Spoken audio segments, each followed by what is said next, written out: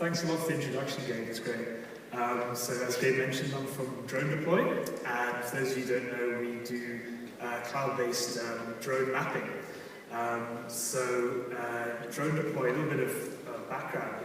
DroneDeploy was founded about 3 years ago now by 3 South Africans who had a kind of shared enthusiasm for RC aircraft and RC helicopter flying, and really wanted to turn these cool flying machines into something incredibly powerful and make them a tool which was easy to use for anyone, accessible for anyone to use. So what they wanted to do was make these from very complex machines, which required a lot of knowledge to understand how to use them, into something very simple to use. Now, I joined DroneDeploy about 2 years ago, and I came from, my background is in aerodynamics, and I did kind of aerodynamic design, jet engine design, and and when I joined DroneDeploy, it was a really exciting time for me because I got to move from playing with cool models of bits of planes to actually playing with basically almost full-size aircraft. These are some pictures from our early testing days out in 2013. You can see this is one of our aircraft coming into land. It's about 10-foot wingspan, gas-powered drone, coming into land on a runway we had to hand-build ourselves. On the right-hand side is one of our co-founders sitting with the communications array required to deal with these things. So we've got, the satellite dishes, long-range radios, laptops with five kind of radio connections into each one. So whilst it was a lot of fun for the kind of geeks inside of us, it's actually incredibly hard to use and incredibly hard to get anything practical done with the drones. Besides the kind of expense of all this equipment, there's this huge learning curve. You had to learn how to fly these things, you had to learn how to set up all this complicated equipment, how to plan the missions, and then when you're actually flying and gathering data, what do you do with the data? How do you process the data? So what we realized quickly was that this wasn't the solution. This wasn't the solution for drones. So we kind of moved to using the smaller drones, which are maybe a bit more manageable, a bit easier to use. However, even with those, there's still quite a lot of problems.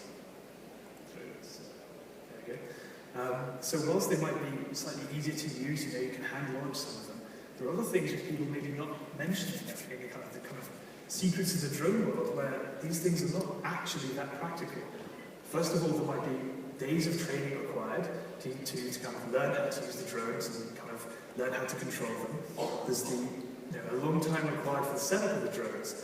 It's not necessarily simply getting up and going and just launching them. There's kind of hours of setting them up and getting equipment ready, going through the checklists. Then you go and actually fly them, maybe a 10-minute flight, come down and land, then you've got a load of images on an SD card, and then you have to go and process them. So you put them on the laptop, you run the software, maybe it takes hours to maybe even days to process it, and then you have an orphan mosaic and maybe a 3D model. And the promise of drones has always been, these things are cheap, repeatable, and once you've paid for them, the cost of running a drone is simply the cost of electricity and recharge of the battery. That simply isn't the case, because a single mission would really kind of take up a whole day in terms of all the processing required afterwards, and you can't do the kind of 10 missions in a day that's always been the promise of drones. So at DroneDeploy, what we want to do is, by using the cloud and building a cloud infrastructure, we really take all of the complexity out of this. So what we did is we made it, basically we're putting the drones online, taking all of the complexity out of the software and communications equipment that you need to set up the drone, putting it all online, really simplifies the first half of the process, which is getting the drone up and going. And so for those of you who were at the demo yesterday, you saw us simply going up there with a mobile device and a drone, and that's it. That's all you need. So drone mapping doesn't necessarily need to be someone with a truckload full of equipment anymore. It's simply a guy going out into a field with a drone and a mobile phone, and that's all you need to get going. And the second half of it is the data processing. Instead of having to take all the images and run it on your own software, and manage all that data and handle the data and deal with that, throwing it all into the cloud and having cloud processing deal with it takes all of that out of your hands, and it means that all you need to do is upload the data and then forget about it. It really does make it repeatable and manageable, and suddenly turns this into a very powerful tool. It means someone can go out there with a minimal amount of training and equipment and get some useful data. Now, what we've been working on recently which is really exciting, is actually removing more of the barriers to entry. So one of the other secrets that maybe people don't talk about so much in the drone industry, actually drones can be incredibly expensive. And there's this myth that mapping drones need to cost, $30,000, $50,000, even more. And that simply isn't the case. The drone itself is just a platform providing aerial imagery. The complexity is in the planning and in the data processing and management of the drone and all the safety checks required. So if we take all of that complexity and put it into the cloud, it means that we can actually use very reasonably priced, good quality drones to achieve some really impressive results. So what we did is we built a series of apps which you can use with the kind of most ubiquitous drones there are, the DJI drones. And simply just people who have this drone anywhere in the world can now just use the app and start collecting data and generating really impressive content. So why this is exciting to us is it means people who weren't able to do mapping, or they weren't sure whether they could afford getting into drone mapping, how useful it's going to be to them, can suddenly start generating really important and really powerful data. So here are some examples on the right-hand side from projects people have done with our app. And you've got the elevation profiles through a valley, through a canyon. You've got a cool 3D model someone's made of a statue. And the bottom is quite interesting. It's people in remote areas where maybe they don't have the good quality satellite coverage and satellite information. And they've gone out there, done a map, and suddenly this information is mapped there where there was no information before. So decided to do some really impressive stuff. And again, there was no huge expense required. These were drones that they owned themselves for just hobbyist purposes. And now they're suddenly able to go out and start generating really powerful content. And this is really exciting for us because it's really kind of increased the reach, and it's enabling people all around the world to start generating really powerful data. So apologies if it's a little bit skewed. But you can see all these dots are basically places where people have made maps all around the world using our app. And these are not necessarily people who are already doing surveying with drones as a profession. These are people who had a drone, wants to fly it, kind of flying around for hobbyist purposes, and can suddenly start generating really powerful and useful data. And so it's exciting to see some of the projects these people have been working on. Now, at the moment, we have these apps available to use with certain drones. And what we realized is we wanted to kind of increase the reach of this and show the kind of power of cloud processing and what it can do for people in the drone industry. So what we did is we've launched our cloud processing software, our map engine. And it's in beta now. We've been testing out for a couple of weeks with people. And what this does is it allows anyone with any drone collecting aerial imagery to be able to process that imagery rapidly and repeatably and scalably. So what it means is instead of having to manage all the data yourself, you can just fly a mission with wherever you are in the world, with whatever drone you have, upload the data and then forget about it. All the processing, all the handling of the data is dealt with by us. It's all stored online so that you can access it and you can share it easily. And it really makes turns drones from this complicated, hard to use piece of equipment into this really powerful tool. And it can really help kind of realize the potential of drones. So I don't know if any of you have been by the booth, we've probably told you this story already, but an exciting, a very early customer says it's only been out for a week or so. And our first beta customers using it actually started dumping tens of data sets into our system. And we kind of got in contact and said, what are you up to? And it turns out he's mapping 1,000 miles of highway using small consumer drones. He's using DJI drones and small fixed wings. And his current solution, he's been at this for 2 or 3 months now. His current solution is they have a bank of 7 computers in an office with a whole crew of people staying day in, day out, pulling SD cards out of cameras, running photogrammetry software, dealing with the data, getting the author-mosaics, saving them somewhere. And in the space of a week, he's uploaded over 350 data sets into our system. And so instead of having to sit there and having all these people, all this equipment to himself, and what he needs is the data, he can simply dump it into the system, and now all he has to worry about is the image acquisition. He can get the data products scalably to his customer. So that's what we're really excited about. So this is kind of shows you kind of the power of what the cloud can do, really kind of making drones into the tools they've kind of always promised to be. So what I want to run through very quickly were a couple of case studies from some of our customers in different industries to kind of really highlight where people are getting value from drones and where the cloud processing is kind of helping. So the first case study I want to show was from an agricultural partner. So this is someone with a fixed-wing drone. Again, they've gone out into the field and they've basically just gone out there with a tablet and their drone. This was actually a potato farmer in North Dakota. So he's gone up there, his drone has a modified camera, 3-man camera, so he wants to do some crop stress analysis with it. So he's gone out there with his mobile phone and his drone, launched the drone. Again, all the flight planning was done online through the cloud services. So it's really simple to use. The flight was 20 minutes. Drone landed half an hour later. While he's still out in the field, he has all of the information, all this data on his tablet. This is in the middle picture here, you see this vegetation stress map of his field. Again, this is on his tablet while he's standing in the field. And what that means is he actually has his location shown on the same tablet, so he can be walking around his map and inspecting these areas of poor health. Now this is great, this is really useful data that you can use, but what's actually important is getting the information out of here, where the value is coming from him.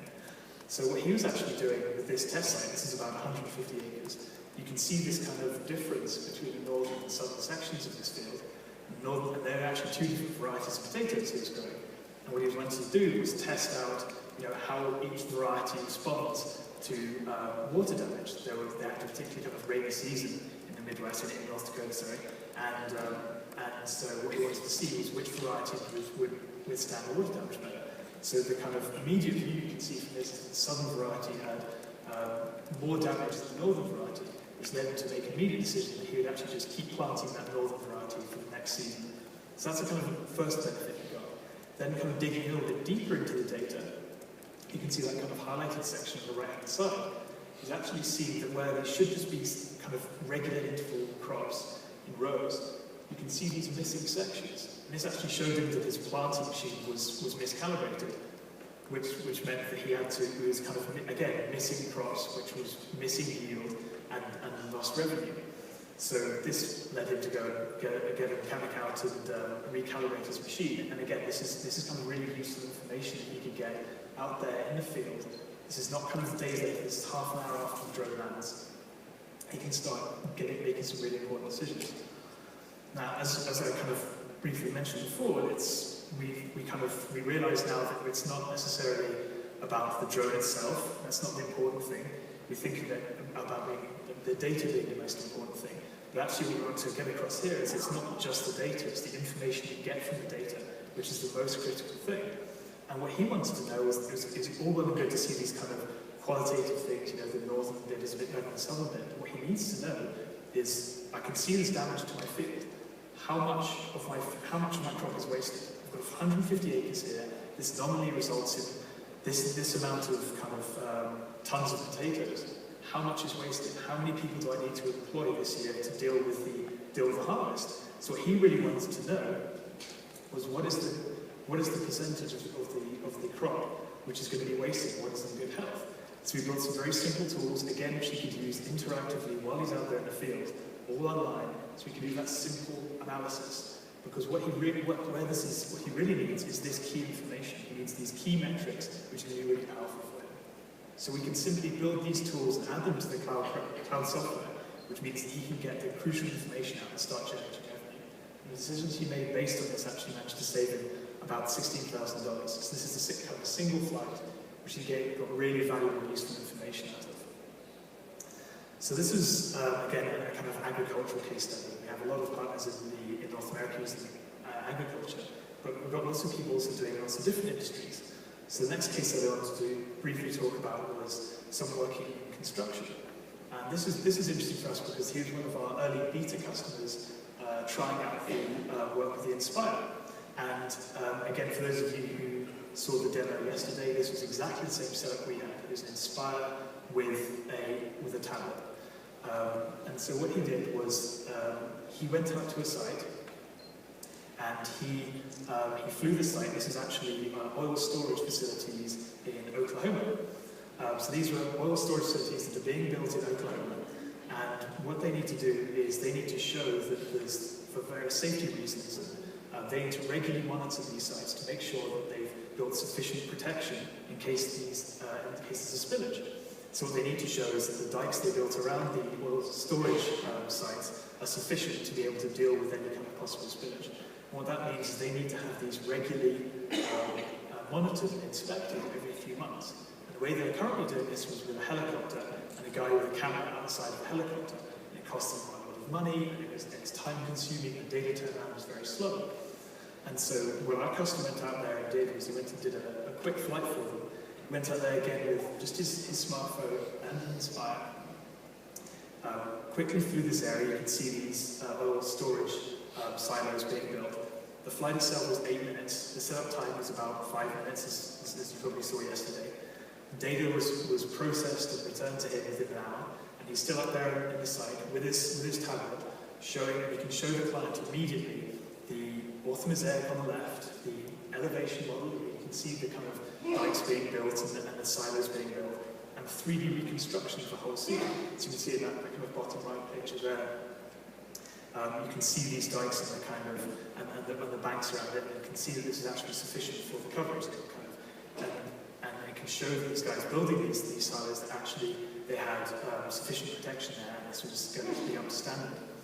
And now the really important thing here was that he's able to give this data straight to the client without having to download the data, process it, and then send it in large GeoTIFF files, whatever it needs to be. Is able to immediately get this data and share it with the client and show them the real value. And again, it's kind of what was working with these guys, working with the clients to work out what it is they actually need to see. And so what they needed to do was be able to annotate this and talk between their headquarters and the safety regulators and the client themselves and say, this is the area we've been working on. These are now sufficient volume. These are sufficient depth to meet the safety standards. So as soon as our customer is able to send this data to the client, they could actually view it online, annotate it online, send it to their headquarters. Again, without having to download and transfer large data files, they can get the information from this inspection quickly to who needs to see it and generate real value, real fast turnaround time, and really kind of realize the potential of the drones. And the second thing is that, again, the time taken from the customer who was actually doing the flying was, as I said, 5 minutes setup, 8 minutes flying, and an hour later, and kind of 5 or so minutes uploading the data, and that's all he needs to do. And this storage site is not just these kind of 4 oil silos being constructed here, it's actually this network of hundreds of them, which all need to be inspected at a regular interval. And if he had to do all the processing himself, that simply wouldn't be manageable. But because the whole process for him took about 15 minutes, 20 minutes, he's able to go to several different sites in a single day and actually cover a huge area and turn this into a very scalable, very profitable business. And so what this meant was, 8 minutes flight, data in 1 hour, up to about $25,000 worth of savings for the construction company who needed this regular monitoring. And then actually a new business for this customer who just had an Inspire and a cell phone. So that's all I've got in terms of the case studies for you. But I'd just like to say thank you very much for listening. And if you want any more information, please visit any of the DroneDeploy.coms that you see up here. We've got lots of information and similar case studies on our blog. And we're here, we want to learn from you guys about what it is that you need from this data. We're always trying to learn, so please do get in touch or sign up for our free trials. And thank you very much for listening.